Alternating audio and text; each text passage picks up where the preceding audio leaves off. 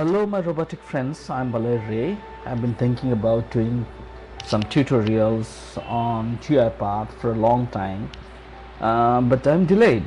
Anyways, without wasting time, I'm thinking to give you just insight what my videos will be.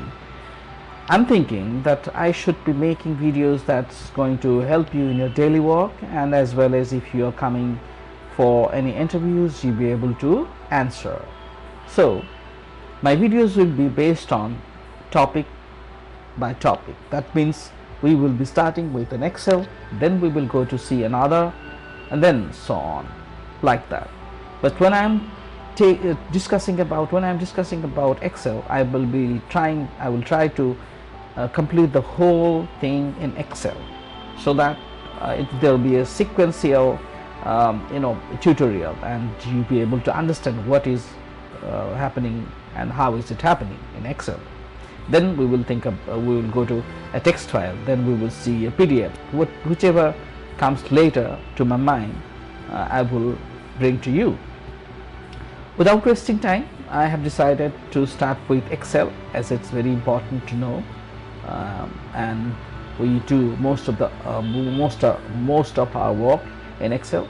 I hope you know that how to create a project. Go to process, and then once you click on process, then it will ask you to give a name. It will ask you to give a name to the project, and then it will create a project like this. So I have named it Excel Demo 1. Well, I'm inside the window, UiPath window, and this is the activity panel from where we are going to drag the items. This is the property window of each activity that we are going to drag to this panel, to a main window. Alright, so as I said, we are going to begin with Excel. So that means what we are going to see today is that how to read data from Excel. So which activity that we're going to take? As I said, Excel that we're going to read. So write Excel. What it's saying? Let's open an Excel workbook providing a scope for Excel activities. Okay, that means it's going to open the Excel. So without opening an Excel, would you be able to read? No. So that means what? Our logic says that yes, first we have to open the Excel and drag this activity to the panel, and it's saying that workbook path. That means we have to go to the path where we have the Excel. I have already created an Excel for you, and that's also inside the project, that is Excel demo. See this path, so Excel demo, inside that I have created a Excel file, named it book 1. So I'm selecting it, automatically it came here. Now you will say that why the path name is not showing, why only the Excel file name? Because the file is inside the project folder, so that's why it's reading from the project folder. It doesn't have to go outside the project folder to read the file, so that's why it's not showing the whole path. If the file is outside the project file, then the whole path can be seen. Alright, then what? We have already opened the file. Like, think how you will do, the robot will do the same way. So first we have opened the file. Now you're going to read the file. So we are going to read the file, so write read. Okay, now when I said read, there are read cell, read, and there is one read range, and if I go below, there are more reads, and I can see that there is another read range. So there are two read range here. One is inside workbook, another one is within Excel. Remember this thing, when we are writing, when we are taking Excel scope, application scope, we have to take the activities from the Excel, not from the workbook. So we are going to take read range, because we have to read the range of the file.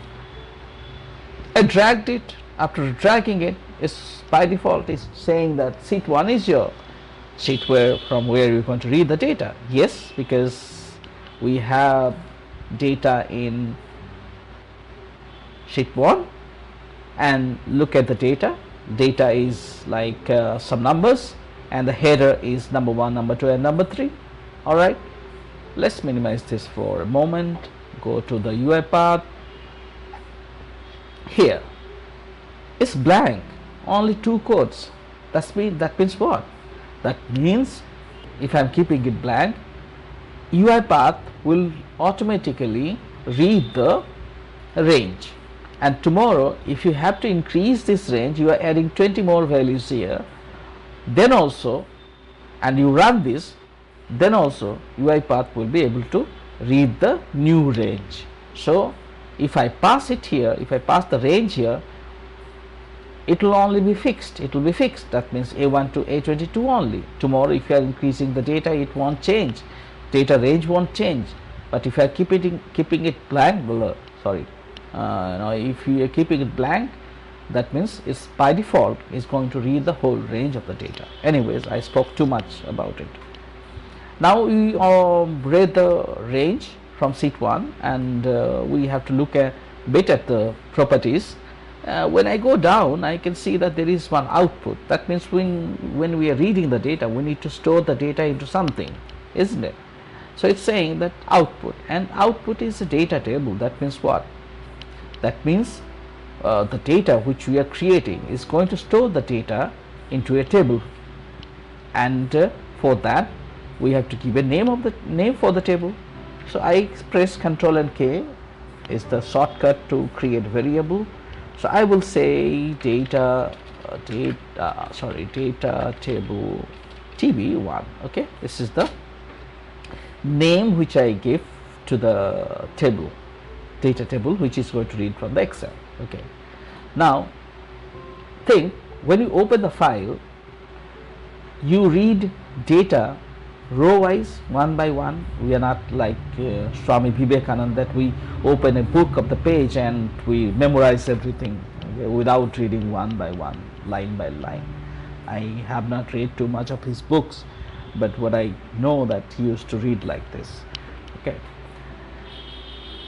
so one by one, row by row, we have to read the data, and that's what we're going to do.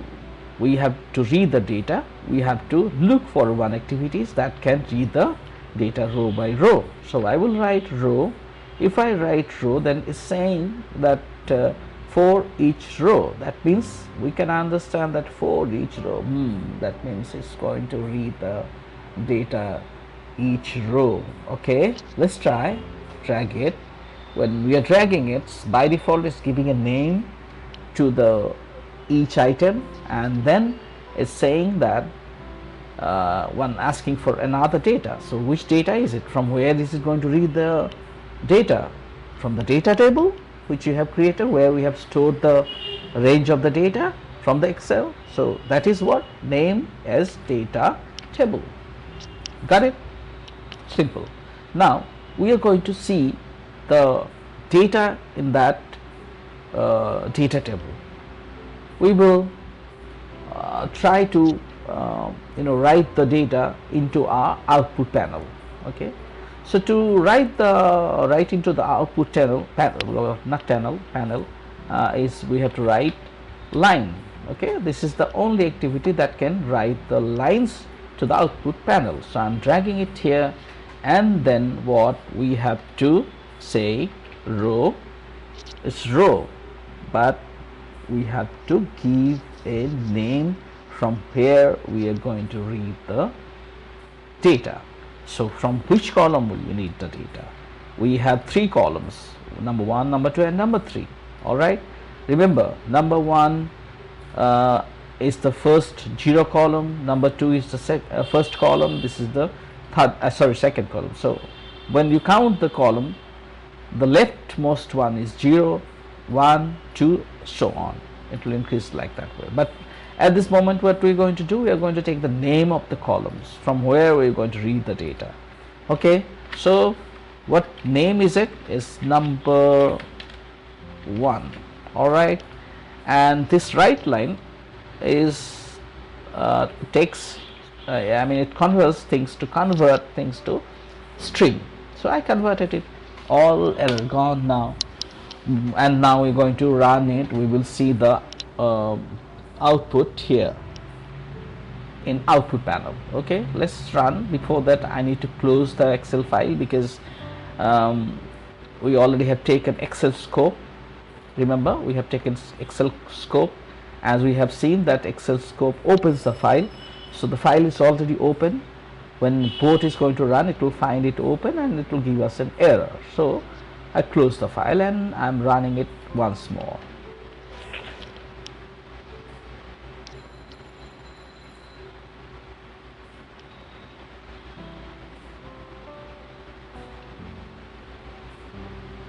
Okay, so let's go. So 55, 25, these are the data which are in this Excel file. Let's check, verify. Okay, 55 and last one is 12, sorry, last one is 12.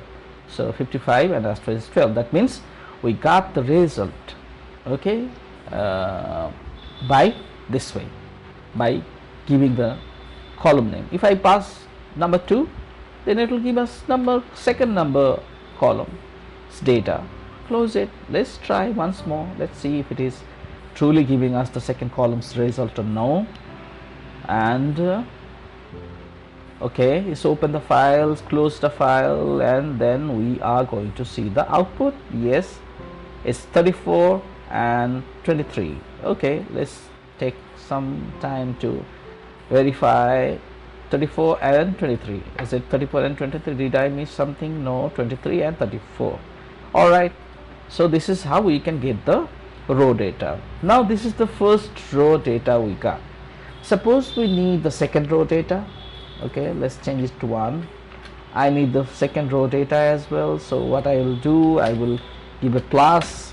Okay, if we need a space or if we want to give a comma, and then again I'm giving a plus sign, and then again I'm writing rows, and then I will pass the number 2.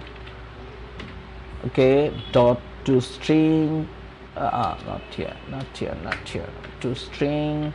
Alright, again plus, I'm giving the third column row name, so it's row, and then number 3 to string. Done. If I run it, we will see the 3 data of first row. That means column 1 data of first row, column 2 data of first row, column 3 data of first row.